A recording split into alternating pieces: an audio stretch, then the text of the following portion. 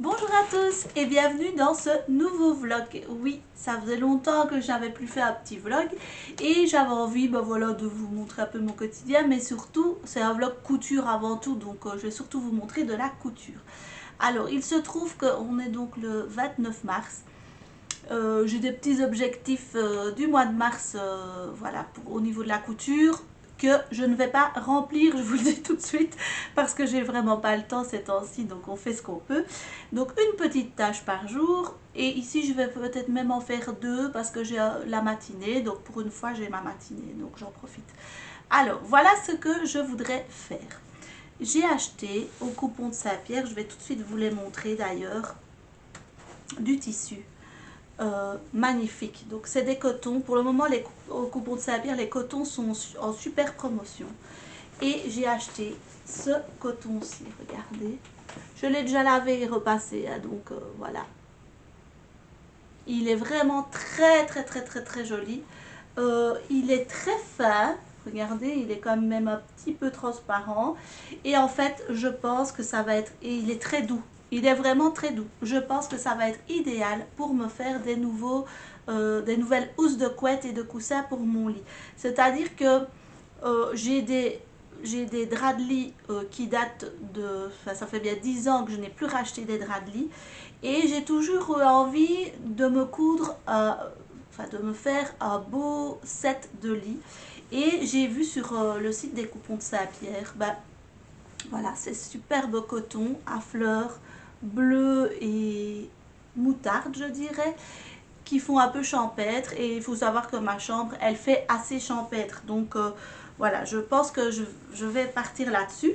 Et j'ai acheté avec un autre coton tout simple, blanc cassé, parce qu'en fait le blanc de ce drap de lit n'est pas blanc, enfin voilà, ça ira parfaitement avec. Et donc je vais faire un côté avec les fleurs et puis un côté, de l'autre côté, blanc, où je mettrai une petite lisière de fleurs quand même. Donc je pourrais faire des draps de lit entre guillemets, enfin une housse de couette réversible. Donc si une fois on n'a plus envie des fleurs et qu'on veut simplement une housse blanche classe, ben voilà, je l'ai aussi. Et donc voilà, je vais donc me mettre à découper ces tissus que j'ai déjà lavé hier ou avant-hier, je pense. Je devais normalement les découper hier selon mon bullet journal, mais j'ai vraiment pas eu le temps. Je suis rentrée hyper tard du travail. Ma fille a été malade, donc voilà, les aléas, elle a été malade. Je vous raconte même pas à quel point elle était malade. Et donc on était dans les vomis ici à la maison, je nettoyais le vomi tout le temps. Et donc voilà, je vais les couper maintenant. Tranquillement, je vais faire ça tranquillement et je vais d'abord calculer les mesures, c'est-à-dire que nous on a un très grand lit parce que mon mari est grand et donc nos draps de lit font 2,40 m sur 2,20 m et les oreillers c'est 60 par 60. Donc je vais calculer le métrage qu'il me faut parce que la lisière ici elle fait 1,40 m, donc voilà, ça ne se met pas super bien, mais je voudrais faire à l'endroit où je vais devoir assembler quand même deux draps, il n'y a rien à faire. Je voudrais faire comme si c'était fait exprès et y mettre une petite bande soit bleu marine, soit blanche de ce tissu-ci. Donc voilà, je vais vous montrer par un petit croquis comment je vais calculer les choses. Comme ça, si jamais vous avez envie d'en faire chez vous des draps de lit, voilà, ça vaut la peine. Alors, ça ne revient pas spécialement moins cher que dans le commerce, c'est-à-dire que le coupon ici, le blanc, il était à 12 € les 3 mètres, ce qui est vraiment pas cher. Mais de nouveau, il est très fin, mais il est très doux. Donc pour les draps de lit, ça va vraiment être idéal. Et celui-ci, il était à 15 € les 3 mètres. C'est rien du tout. Sauf que j'ai dû acheter 2 fois 2 coupons parce que sinon, j'ai pas la longueur. Donc ça m'est quand même revenu à 15, 30, à 54. Attendez, je calcule bien là. Oui, 54 €. J'aurais des chutes, mais 54 € pour une paire de housses, c'est quand même pas donné. Maintenant, elle va être, j'espère, magnifique et surtout unique parce que personne, sauf si vous, faites, si vous décidez de faire la même, mais je ne la trouverai pas dans le commerce. Et franchement, la douceur de ce coton, waouh, quoi. Vraiment, vous savez, il y a des cotons un peu plus rêche comme ça où on sent un peu le tissage. Ici c'est d'une douceur. Ah, je sens que Ah, je vais dormir dedans, je vais avoir super bon. Donc voilà, je vais faire ça. Et je rangerai peut-être un petit peu mon coin couture. Enfin voilà, vous allez un peu voir ce que je fais ces jours-ci. Je sais pas quand je terminerai le vlog. On verra. On verra, voilà. J'espère en tout cas que ça va vous plaire. Et voilà, j'enchaîne avec le calcul du métrage et la coupe du tissu. Voilà, je commence par tracer mon petit plan pour les draps. Alors il faut savoir que nous on a un très grand lit, donc j'ai fait, notre couette fait 2,40 m sur 2,20 m, et donc j'ai pensé concevoir ça en faisant 2,45 m sur 2,25 m pour avoir 5 cm de marge de couture. Et donc comme la laisse d'un drap fait 1,40 m et ils font 3 mètres de long, je vais faire 1,40 m plus 1,5 m. Ça fera 2,45 m sur 2,25 m de long. Donc je fais un petit croquis pour voir un peu ce que ça donnera, parce que je voudrais bien mettre au milieu un petit billet bleu marine. Et alors l'été ce sera 60 par 60, et je voudrais aussi faire un petit billet sur l'extérieur. Donc voilà ce que ça donne.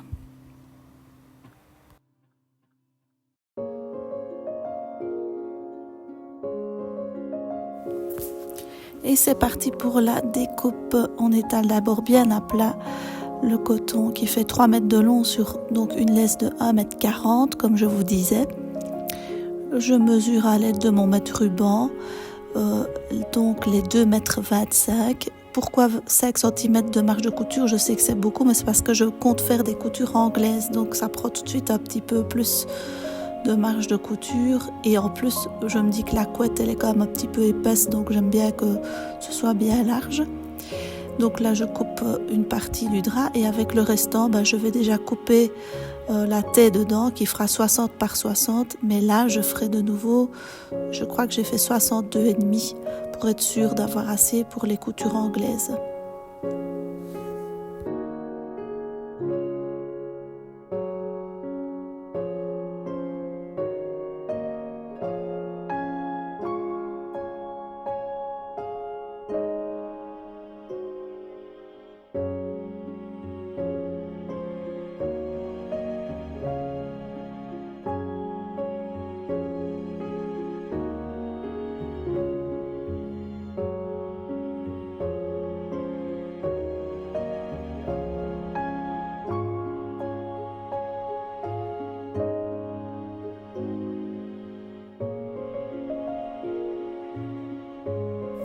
Et c'est parti pour la deuxième partie du drap qui sera donc, là ce sera 1,5 m sur 2,25 m, donc pour arriver à 2,45 m de long. Oui, ils sont très très grands, notre couette elle est très très grande. Et puis voilà, je découpe, et franchement en fait la découpe des draps elle prend pas tant de temps que ça. C'est des grandes longueurs, mais c'est des lignes droites, il n'y a pas de courbe, il n'y a rien à épingler, donc ça c'est facile. Et puis alors je voudrais bien faire l'autre côté de la couette en blanc, et donc je pose simplement les draps que je viens de couper sur les draps blancs, et je découpe en faisant genre de... Oui, c'est comme si c'était un petit peu mon patron quoi, en gros.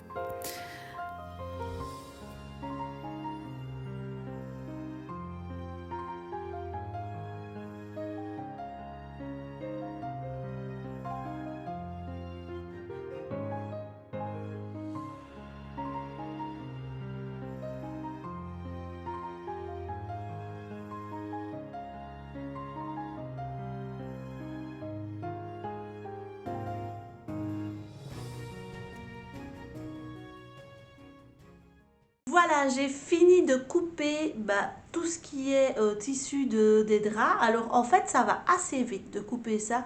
Maintenant, j'espère que je ne me suis pas trompée dans mes mesures, mais voilà, j'ai l'impression que ça va aller. Et alors j'ai fait 4 taies d'oreiller, donc 2 fleuries et 2 blanches. Parce que voilà, si on met les draps de lit du côté blanc, je mettrai les taies blanches. Et si on met les draps de lit du côté à fleurs, je mettrai les taies à fleurs. Et Nous, on a 4 oreillers, en fait, on en a 2 chacun. Du coup, bah, je mettrai en fait à chaque fois les 4 thés. Donc voilà, j'ai fait 4 thés et j'ai exactement, enfin, j'ai quasiment pas de chute, la mesure pour faire les draps. Donc c'est parfait, c'est 2 coupons de 3 mètres à chaque fois. Donc en tout, j'ai pris 12 mètres de tissu, c'est énorme. J'ai jamais commandé autant, je crois. Et donc voilà, je vais faire aussi du billet dans le tissu à fleurs parce que je ferai, donc si vous voulez, d'un côté, je vais faire le drap, vous avez vu sur le croquis, hein, euh, coupé au milieu avec une petite bande bleue marine et du côté blanc, je ferai couper au milieu avec une petite bande à fleurs. Donc un petit rappel quand même des fleurs. Donc voilà, je suis super contente. Je vais me mettre à la couture, mais je ne sais pas trop si je vais me mettre longtemps à la couture parce que j'ai beaucoup de choses à faire aujourd'hui. Et notamment, je dois préparer mon repas du soir. Je vous montrerai ce que je fais. Je fais un chili con carne tout simple. J'espère que j'ai tous les ingrédients. Je ne vais même pas vérifier. On verra bien. Sinon, on improvise. Hein, c'est comme ça. Donc voilà, je vais me mettre quand même un petit peu à la couture. Je vais déjà commencer, je pense, les têts d'oreiller. J'ai l'impression que c'est ce qu'il y a de plus simple à faire au début. Donc c'est parti.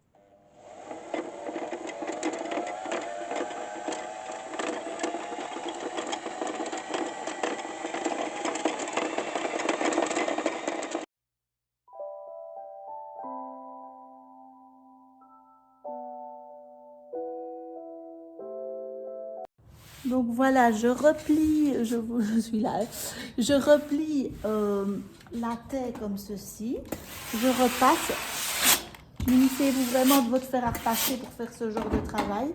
Et puis je vais plier en deux après avoir cousu les ourlets. Voilà. Hop. Je viens les joindre.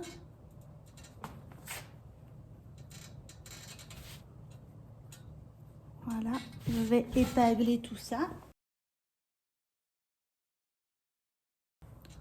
Voilà, vous voyez, j'ai épinglé ici. Je vais épingler là aussi.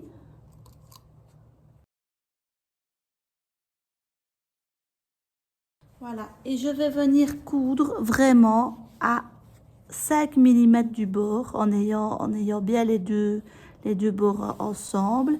Et puis je recoudrai dans l'autre sens. Donc là, je couds envers contre envers, pas endroit contre endroit. C'est ça les coutures anglaises.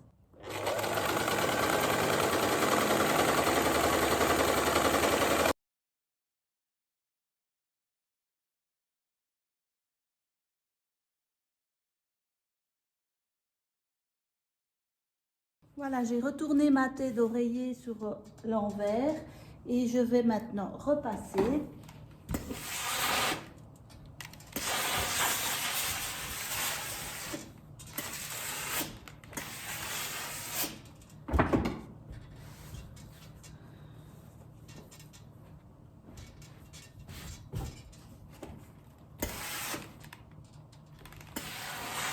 Et je vais repiquer ici à 1 cm. Comme ça, j'emprisonne la couture à l'intérieur. Je vais repasser un petit peu mieux. Il faut bien faire attention que vos bords soient bien... Vous voyez ici, je voyais qu'il y avait un bord qui n'était pas super bien ressorti. Faites bien attention à ça parce que sinon, bon, vous allez perdre quelques centimètres, quoi. Donc, je repasse. C'est pour ça qu'il faut tout le temps repasser dans ce genre de... Enfin, dans tout, en fait. Quand vous cousez, il faut toujours repasser.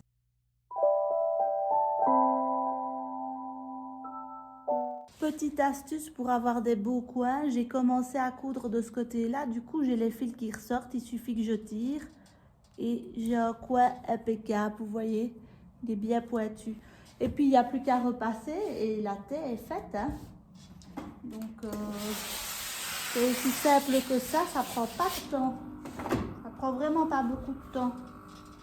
Et voilà la taie avec le coussin. J'ai quand même vérifié si tout était bon, mais c'est bon au niveau de la taille. Je suis trop contente. Donc, je vais ranger. J'ai fait 2 taies, c'est bien pour aujourd'hui. Je ferai la suite demain. Et voilà, il va falloir avoir du fil, hein, je vous le dis. Hein. C'est pour ça que j'ai pris une grosse bobine de ma surjeteuse parce que C'est super beau.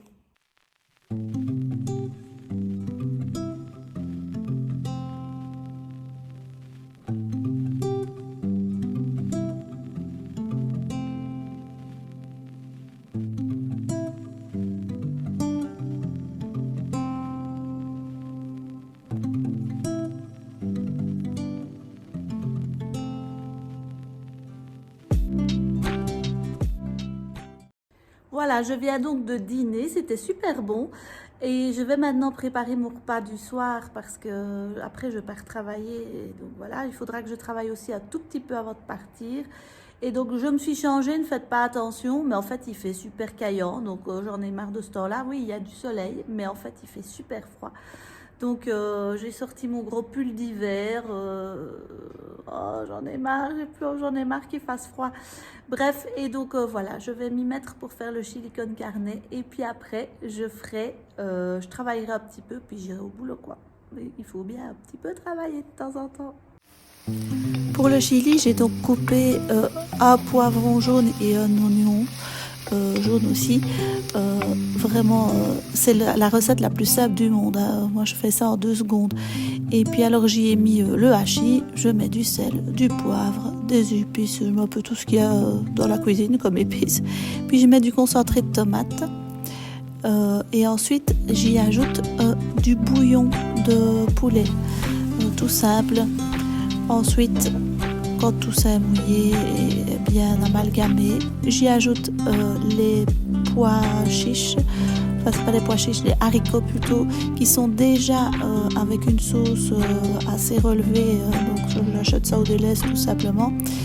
Et puis ben voilà, je laisse mijoter pendant une bonne heure et demie, 2 heures, parce que c'est quand ça mijote que c'est le meilleur.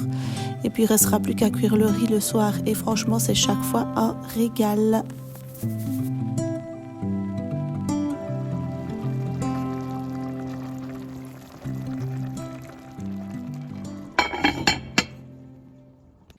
Et voilà, maintenant que le chili est fait, je vais me mettre à travailler. Je dois corriger des choses pour mes élèves et puis voilà, j'ai pas mal de petites choses administratives à faire, donc on s'y met. Et je pense que je vous reprendrai demain pour continuer les draps de lit.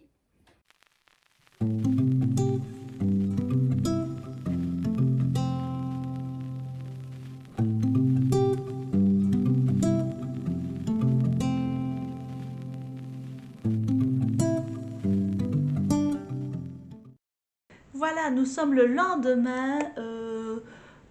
On est dans l'après-midi parce que le matin j'ai fait vraiment plein de trucs. J'ai été conduire ma fille à la danse, j'ai été faire des courses, etc., etc. Et donc je continue les draps de lit. Je fais tout à la couture anglaise. Donc voilà, je trouve que c'est assez satisfaisant. C'est vraiment, bon, il faut prendre son temps, il faut pas être pressé. C'est vraiment agréable. C'est la slow life, comme on dit. Je trouve ça super gai. Donc je prends mon temps. Et on verra bien si je l'ai fini aujourd'hui ou pas. Mais en tout cas, voilà, il est 3h30 de l'après-midi. On doit partir vers 18h. Donc voilà, je vais coucher jusque 5 heures à mon avis. On verra bien comment ça avance. Mais je suis assez satisfaite jusqu'à présent du résultat et des petites incrustations de tissu que j'ai pensé, etc., etc. Donc voilà, je continue.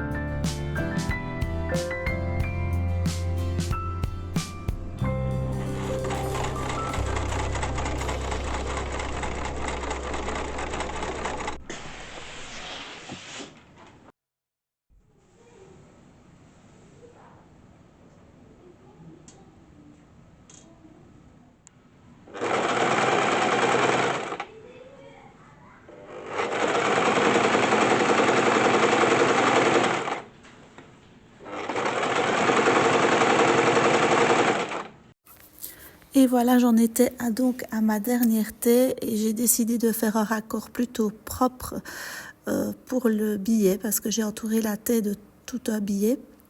Et donc voilà, je vous montre comment je fais. Je prends la taille du billet, je coupe. Ensuite, vous avez vu comment j'ai fait. Et puis, je les mets l'un contre l'autre en forme, je vais dire, de carré. Je ne sais pas si vous comprenez bien, mais les coins contre les coins. Et puis, je vais coudre selon la diagonale, comme ça, du genre de carré que ça forme. Ensuite, il ne restera plus qu'à découper et à repasser et on sera bon.